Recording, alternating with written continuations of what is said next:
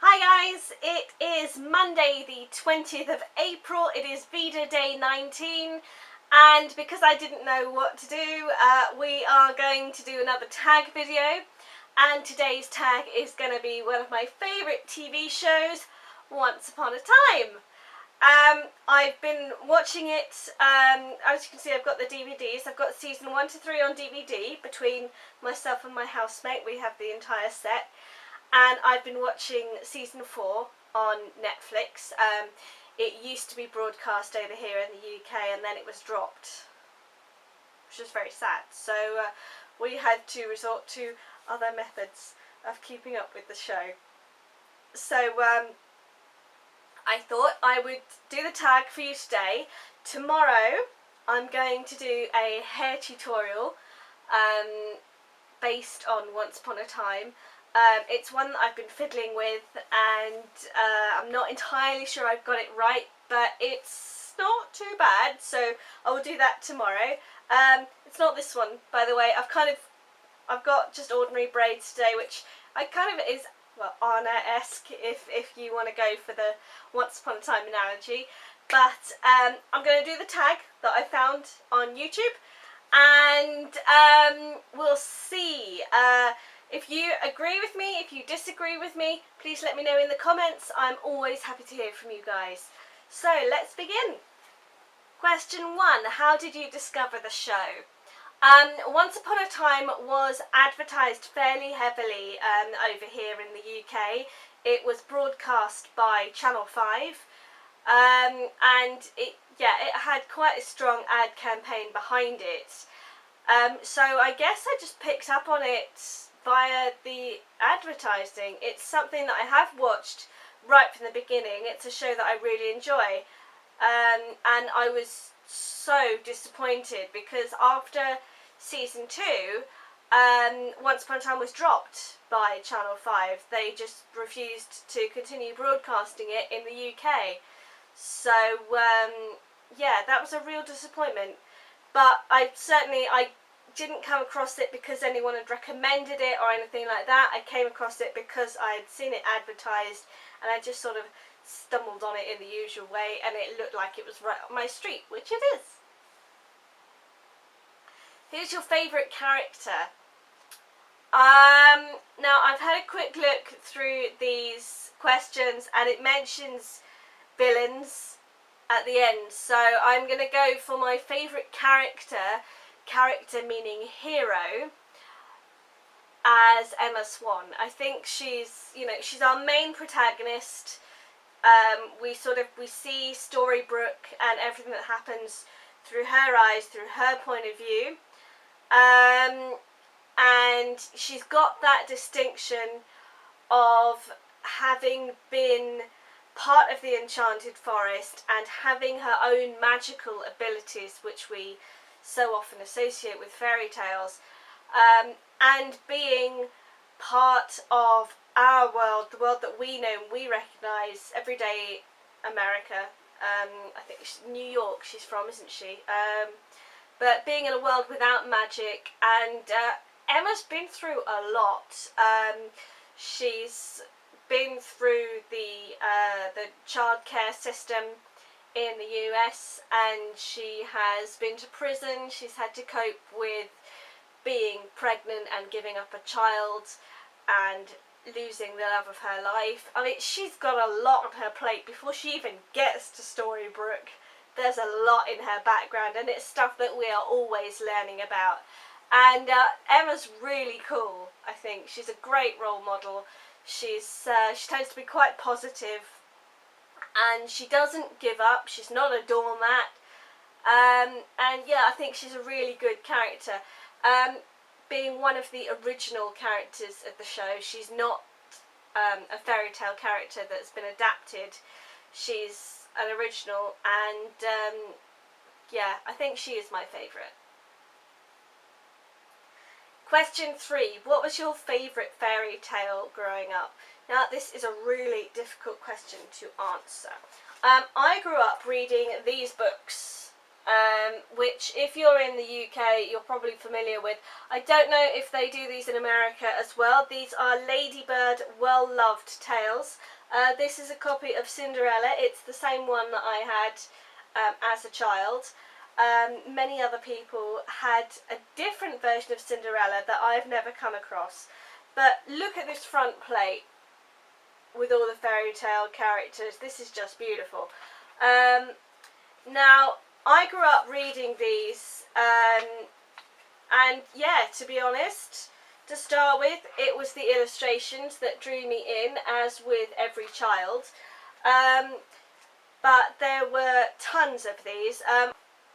I grew up reading these books, and my first favourite fairy tales would have come from these, and a lot of it is down to the illustrations. This is beautiful work, and I have heard that the illustrators have on occasion been approached by women who are getting married and they want to replicate one of the pictures for their wedding dress, which I think is wonderful.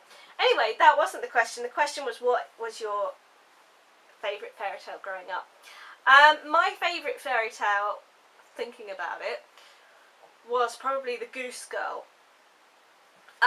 This is another of my childhood volumes. It's actually belonged to my sister, my little sister. It's dedicated to her from Nana and Grandad in Christmas 1994. So I would have just turned 10 when she got this book, which was when I would have been in my full-on reading mode. I devoured books as a child. I hope she doesn't really mind that I've now got this and she hasn't, but I am the fairy tale geek in our household, so I'm sure she doesn't really mind. But this book of Grimm's fairy tales includes the story of the Goose Girl, which is about a princess who is sent off to a kingdom to marry a prince, I think.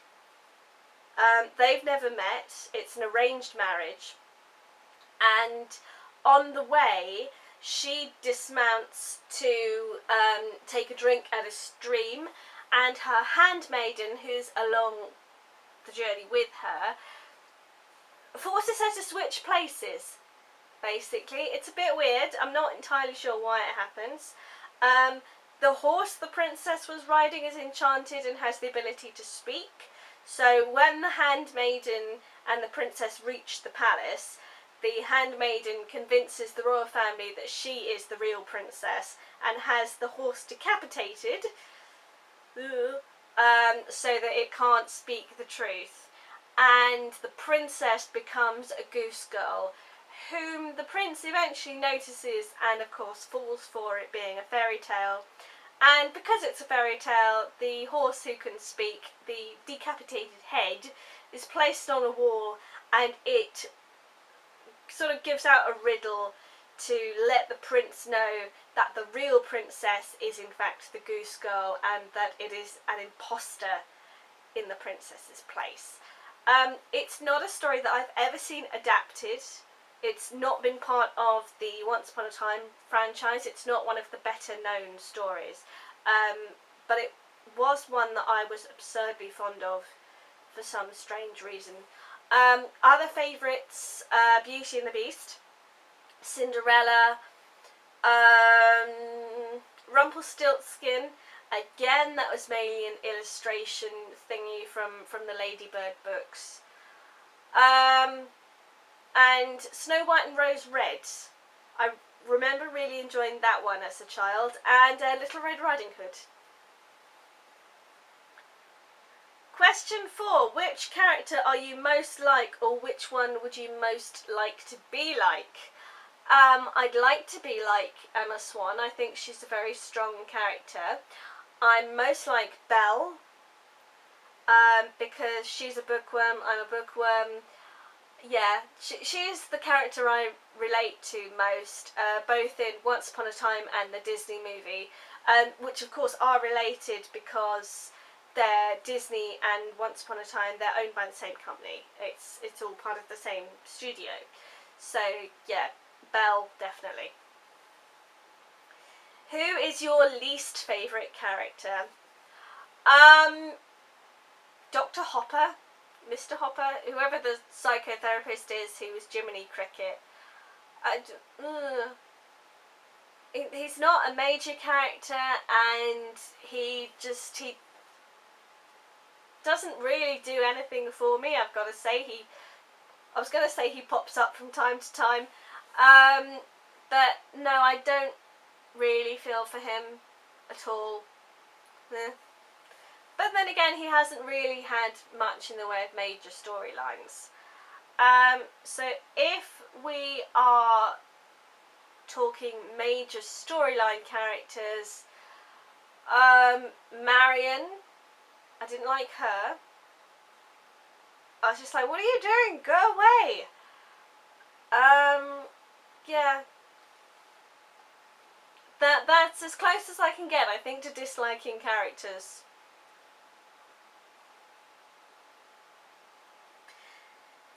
Question 6, Disney versus Grimm.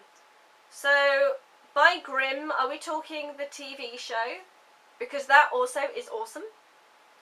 I think they probably mean Grimm as in the brothers, as in the original stories. So, Disney adapts. That's what it does. And the Grimm fairy tales, they are somber. Now, I am a romantic at heart. I like to think that there are happy endings in the world. I also know that it is not always the case.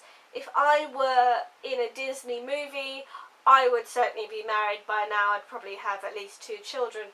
I'm single, I have no kids, and I don't even know if I want them.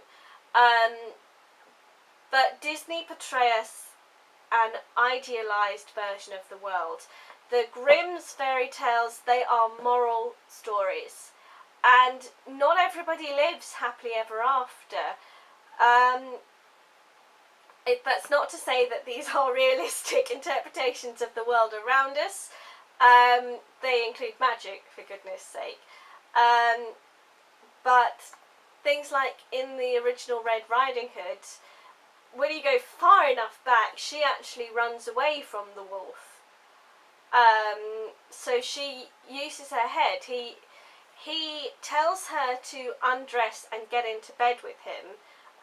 This is before she realises that he's not Grandma. She does that, realises her mistake, and asks if she can go to the toilet, basically. And once she's outside, she runs away. I mean, that's a sensible girl, that is. The version that I've got in here, I'm pretty sure she gets saved by the woodsman. I'm going to double check, so be back after this cut. Okay, so this is Little Red Cap, which is the German version of the story. Little Red Cap has been eaten by the wolf. He made a spring out of bed and swallowed up poor Little Red Cap. There you go.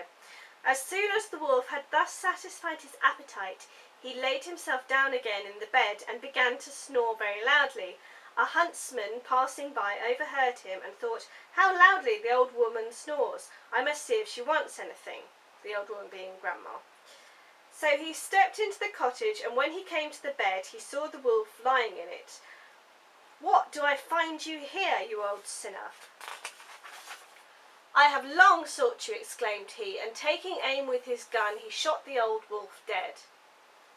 Now this is interesting. I haven't read this for a while, so some folks say that the last story is not the true one, but that one day when Redcap was taking some baked meats to her grandmother's, a wolf met her and wanted to mislead her, but she went straight on and told her grandmother that she had met a wolf who wished her good day, but he looked so wickedly out of his great eyes, as if he would have eaten her had she not been on the high road.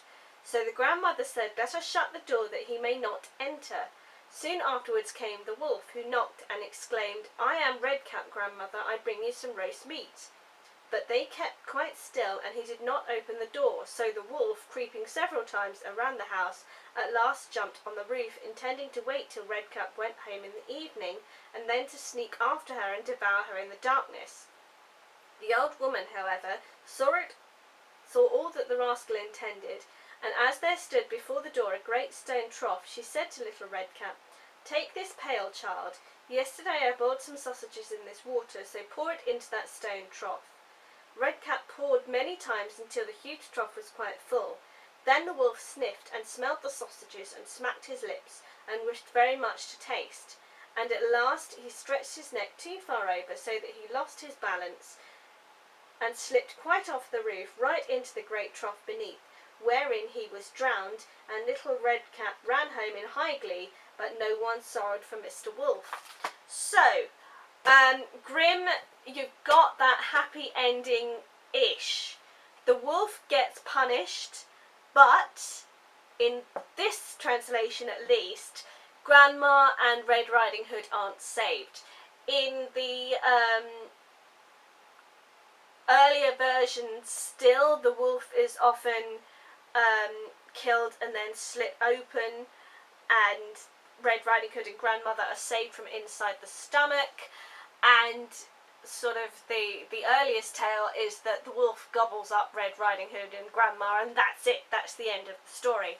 Certainly Charles Perrault, the versions, she dies, that's it, and the moral of the story is that young women should not talk to strangers, which is a fairly sensible moral. Anyway, coming back to the original question, Disney versus Grimm, I'm going to say Grimm.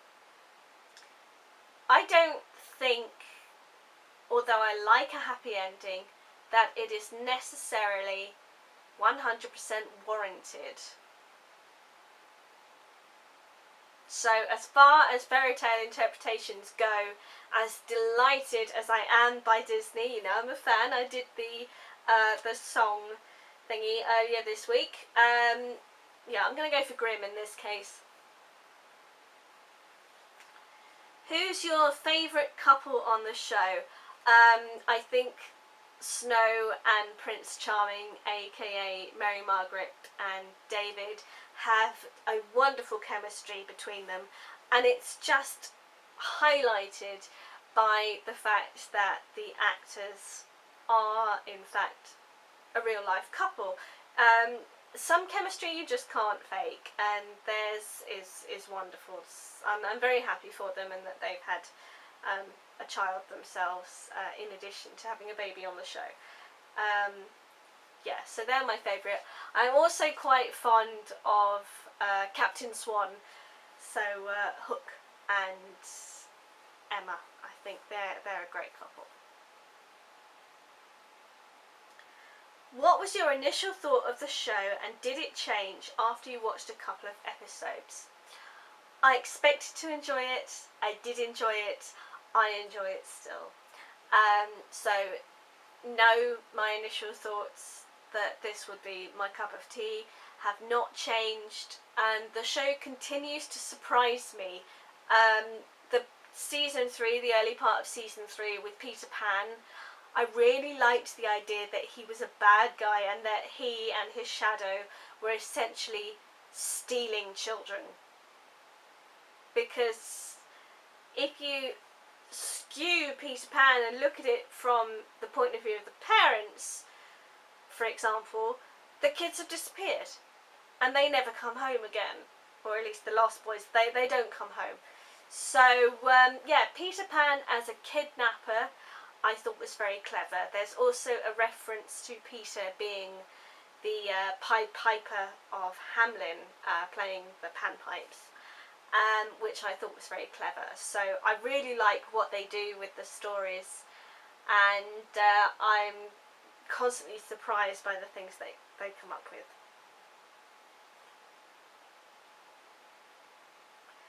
What is your favourite land to watch?